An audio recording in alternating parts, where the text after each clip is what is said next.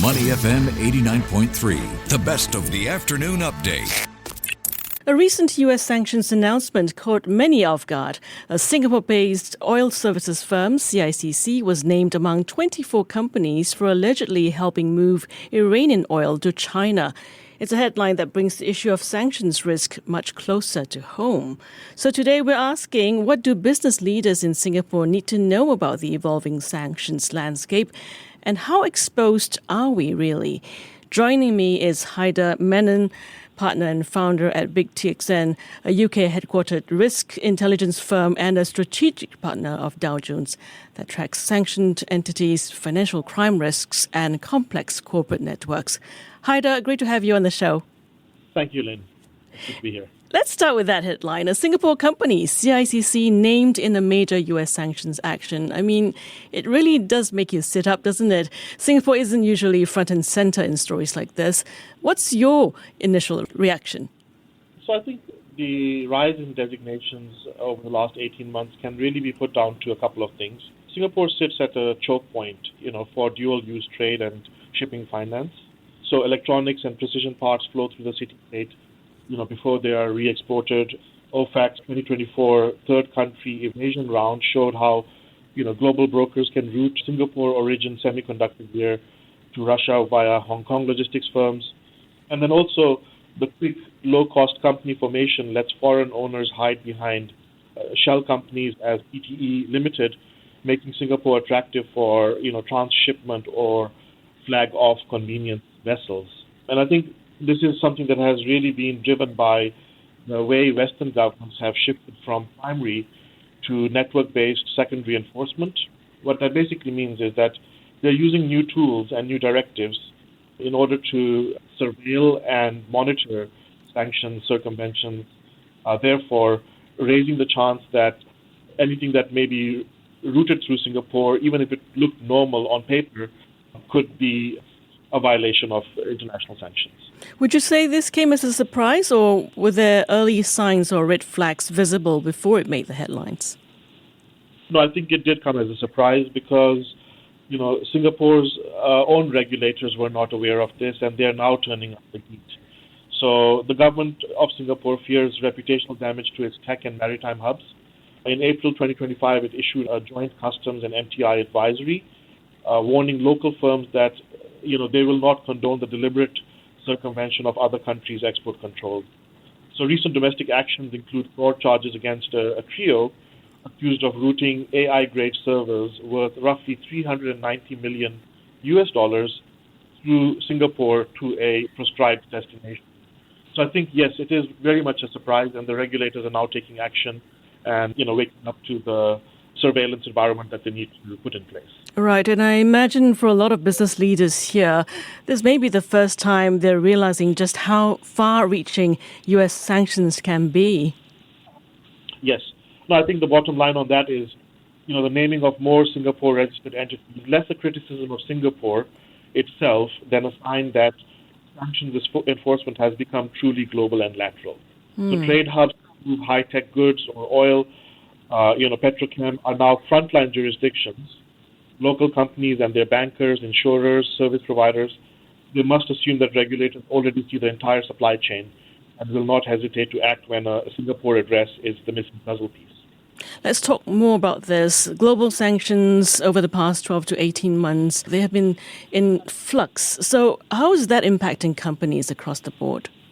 So I think it's a very dynamic landscape, you're right. And, I think firms should always be prepared to navigate the challenges of designations locally and regionally, as well as internationally. As you mentioned, the U.S. enforcement authorities are the most active in this space, and they have the legal arm to kind of find perpetrators of circumvention and sanctions violations. So really, it's up to firms to track the data, to make sure that they're auditing and monitoring their processes, and to be mindful of who they're doing business with at all times. Because it could be that you've done business with someone today and they have checked out to be okay on the KYC side of things.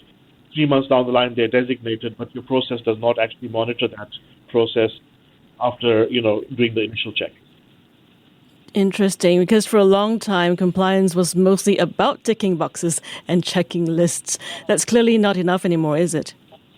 No, it's definitely not something that will satisfy the enforcement appetite of the regulators. They want to see a deeper and broader audit trail around sanctions, especially, as I mentioned, sanctions have become truly lateral now, and frontline states are being targeted, for facilitating circumvention.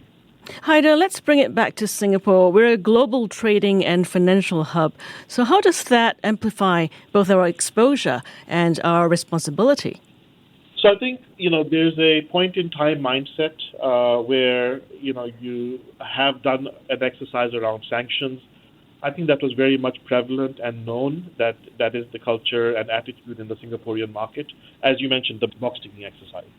So that has to now change. It's a duty of both the regulators locally as well as the international enforcement authorities to educate the market. And given that, there is so much critical hardware, software, and tech that moves through Singapore, not excluding the petrochem market, that it is vital that these institutions, the ecosystem, be it bankers, insurers, maritime shipping, are all well versed with the sanctions regime and what they need to do to comply with it. Okay, and it's also the challenge of keeping that balance of being neutral but open. And in your work, are local firms doing enough, especially SMEs who may not have big compliance teams? So just judging from my past few visits and the fact that in Singapore more regularly now, I think is a very strong indication that there's a demand for knowledge, there's a demand for data, for software. We develop algorithms to look at patterns of risk within financial markets.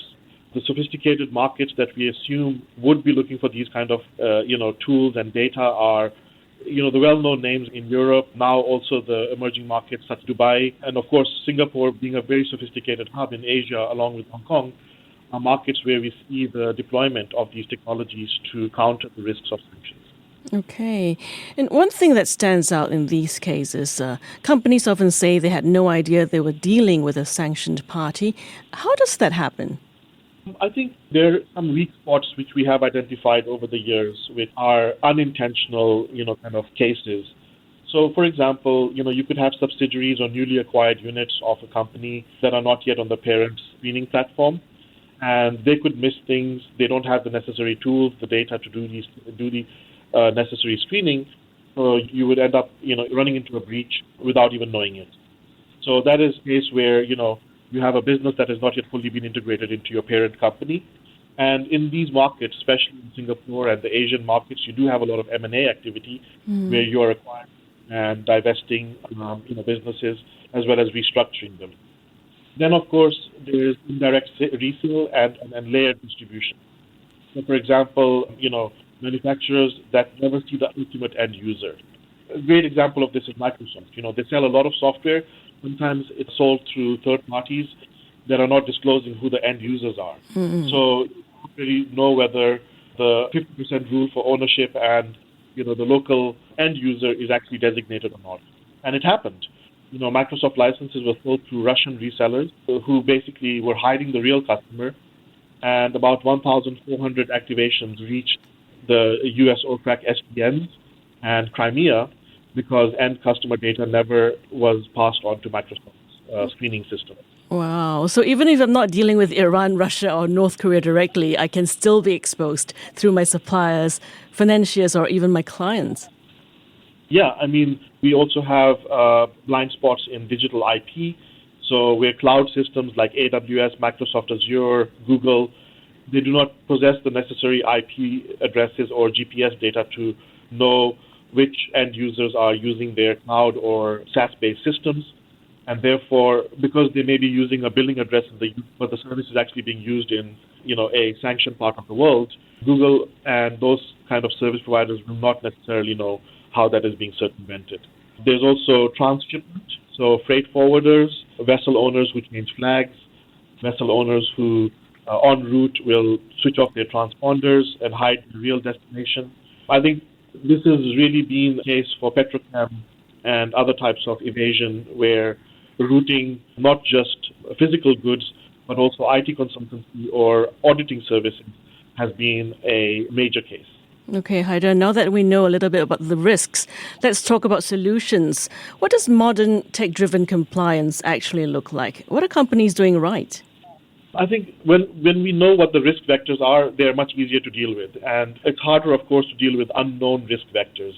But I think from what we know already, counterparty identity remains one of the biggest ticket items in compliance today. So always to collect the UBO data, rescreen open orders, rescreen the credit notes and renewals that customers are, presenting with, as well as applying the 50% ownership rule in that process.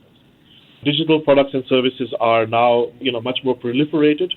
So to enforce IP, GPS, geofencing kind of techniques to make sure that your data doesn't get passed out of those ring-fenced geolocations. Also, having a very good classification system for goods, their routing, to be able to ensure that you know exactly which goods are going where and where they're not supposed to go, so that you don't compromise the dual use status and end use, compromises. Then I think also acquisition and onboarding, as I mentioned, the day zero process sometimes works really well when you're onboarding a client, but you have to have screening post onboarding so that you can continually monitor the customer, the counterparty, the vessel, or the financial instrument. Essentially, whatever you're transacting with in the economy, you have to keep on monitoring that. And then essentially having a good governance culture, I think, is very important. So firms who build themselves on running KPIs, aligning their compliance staff to be incentivized by not ignoring red flags, logging everything, and having multiple level sign-offs is very important in the firm. Oh, intriguing. That's a big mindset change, the way I see it, from checklist compliance to continuous risk intelligence. And how do these systems help prevent a situation like CICC before it ends up in the news? So I think here what's very important to know is, again, it's data. Having the necessary data at the right time can help prevent a disaster of the sort where reputational damage occurs.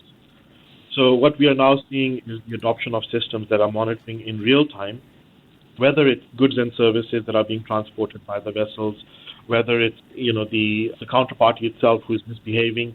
I mean, there are very interesting cases recently where just through media, which is an alternative data source, and you're typically not monitoring that as actively as you would be, like, say, identity documents or vessel, registration documents, etc. But just from adverse media reporting, you are able to initialize an investigation and then trigger a necessary kind of interaction with counterparty. So that is, again, very important. Looking at sources of data that are not readily available can be very helpful to nipping this in the bud before it becomes a situation. Okay, and final question. With geopolitical tensions still high, where do you see the next wave of sanctions risk coming from? Well, it's not difficult to say that it would probably come from some parts of Asia where, I may be reluctant in saying, China, but I think U.S. administration, these are very clear-cut foreign policy objectives, which they have obviously made evident in their most recent, actions. But I think the other part of it is also the reset with parts of the sanctions world, which we hadn't expected. So de-designations are also going to be a big part of what is coming next. We look at how Syria was dealt with. We may have a similar type of transition from the state of sanctions with Iran in the coming weeks or months. And then Myanmar is another important, pivot point. So I think under the Trump administration, though things are mostly unpredictable, we may yet see a greater number of de-designations than designations themselves. Before I let you go, Haider, for business leaders listening, what's one thing they should take away from this conversation? I think most modern breaches are process failures. They're not policy choices. So they happen in the seams between business units, IT systems, or transaction states, areas where no single person can see the whole picture. So closing those seams means turning sanctions check from a one-time, gateway into a continuous data-driven control that travels with the transaction, the order, the payment, the service, for as long as they live. So in other words, the entire life cycle has to be monitored. Okay, timely reminder and a necessary one. Wonderful insights there, Haider. Thanks so much. Thank you, Lynn. Have a good day. Haider Mannan, partner and founder of risk intelligence data provider BIGTXN. To listen to more great interviews, download our podcasts at audio.sg or download the audio app. That's AWEDIO, audio at the App Store and Google Play.